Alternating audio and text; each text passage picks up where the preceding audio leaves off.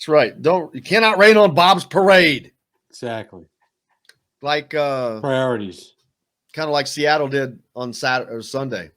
Oh my. Yeah, that was really that was a really poor performance from the offensive line. The one group that you would think would be just fine, you got nothing to worry about, and they stunk up the joint. Now in their meager defense, you've got a core. I mean, they haven't played much together between the Quentin Nelson injury and the COVID situation. Ryan Kelly's been in and out. Their left tackle situation is kind of a mess right now, unless Eric Fisher plays, which I suspect he will this week. So I think we saw a really good offensive line that just hasn't had a lot of work together as a unit. And that, I talked to Jeff Saturday for another story that I'm working on. We talked a little bit about that, and he said, it's the one area, running back can show up one day before the regular season, blow off all of training camp like Edgerrin James did back in '99. But an offensive line, you've got so many guys have to work together in unison, and when they don't get those reps, you see it. You see the results. And there's so much they have to learn. I mean, they have to know probably not quite as much as the quarterback, but they have so many checkdowns and things to know, plays and the all the changes that go on, the covers and to pick up all that. There's a lot people don't understand, a lot of studying, there's so much that they have to know that you can't miss no. or you're out of sync. You talked about they have to work together. That puts everything out of sync. Well, especially with your center, and Ryan Kelly has missed a little bit of time. I mean, he's the guy calling out the protections, and look, the fact that they're going with Julian Davenport, God bless him, seems like a nice guy, but and going against a Seattle team that blitzes coming off the bus. I mean, Seattle blitzed, I think, 35% of the time last year, which was very, very high, if not a league leading stat. So they looked very confused and just out of sorts the entire game. Yeah, Carson Wentz looked okay. It's kind of hard to tell. I mean, he looked all right, but he didn't he was running for his life a lot. But they just didn't. They kind of reminded me of Indiana at Iowa in the first week. Offense just not there, not productive. Just couldn't really get out of their own way. It seemed like. I thought Carson was fine. I mean, if you ask me what's wrong with this team, and of course we ask stupid questions like that when they play one entire game, I think they're going to be fine, by the way, in the long term. But you see that. Look, I don't know that Carson Wentz is the future here. I don't know that he's not, based on that one game. I just don't think that was a very revealing game for Carson Wentz. I thought he showed his toughness, that's for sure. But otherwise, I thought he did what he could. Maybe missed a few throws here and there, but I thought by and large he acquitted himself pretty well. Yeah, and so that's got to be at least a little bit of positivity going forward for the Colts. But that start is not definitely – they've lost 8 straight season openers, and that was something that Jim Irsay was making mention of. And so when your owner makes mention of something, it usually catches everybody's attention. But Seattle looked like they just didn't have any trouble whatsoever. I was watching the Eli and Peyton Monday night broadcast. Yeah, that's great. I enjoyed the hell out of that. I got to tell you.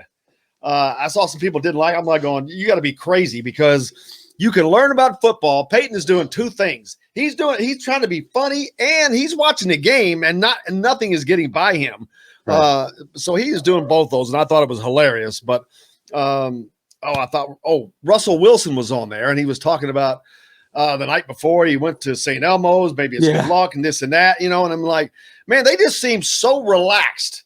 And I think part of it, they're relaxed. They're confident in what they're doing. And the Colts have not reached that comfort level. No, well, look, you've got a quarterback who's been there in Seattle forever, who is, in my mind, one of the top 5 quarterbacks. I think You look at Mahomes, Rodgers, uh, is kind of the elite of the elite, and then that second level. I think Russell Wilson. Russell Wilson's a top 5 quarterback, and they've been doing what they've been doing for a very long time. You saw a Colts team that had a new quarterback, a new left tackle that hasn't spent much time together, and I realize, in my business, I'm supposed to scream and yell and say they're no good and they're screwed and their season's going to go in the dumper, but I just don't feel that way. And even if they lose to the Rams, obviously that's a hole that I don't want to get into, but damn, man, it's a 17-game season. It makes for better copy to scream and yell and say they're no good. But I think they're going to be pretty damn good. And I think Wentz is going to be fine. And we just got to give it a little bit of time. This opening 5-week schedule is brutal. You got an offense that struggled last week. They're going up against a Rams defense that was number 1 in the league last year and have a guy named Aaron Donald. And by the way, I'm going to be writing about this. I hope there's going to be a dedicated camera to the matchup between Aaron Donald and Quentin Nelson. I mean, those two guys are both first ballot Hall of Famers, and I'm really intrigued to watch, not the ball, but watch those two guys go at it. You would think that they would have the forethought to do that. So looking forward, hopefully we'll get to see that. They need a win. Well, yeah, the first 5 games, like you said, the schedule's tough. If they could easily start out 2-3, sure, or 0-2 and win 3. But you get to the same point, it doesn't matter. But when you lose the first 2, it just has a little worse effect. It has a little bit mentally, I guess, because you want that first win just to get that off the schneid there. Well, I think sometimes, and I blame Jim Irsay for this, and I love Jim Irsay, but this whole we got to win. Shut up. You're not out there tackling. You're not out there blocking. You're not out there catching passes. I mean, look, he's the owner. That's for the fans. That's for the fans. I think the fans get more bummed out and disappointed and upset over a season opening loss, especially the way they lost. They just look kind of lifeless in many ways.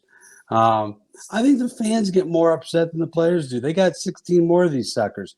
I remember a couple of years ago when they started out 1-5 under Frank Reich and ended up winning a playoff game. I remember in 2008, Peyton missed all of training camp, or most of it. They started out 3-4. You know what they did then? They won 9 in a row. Peyton won MVP. So it's just, again, it's probably good for clicks to scream and yell and say they're no good and everybody needs to be fired. But I just don't think that's the case here.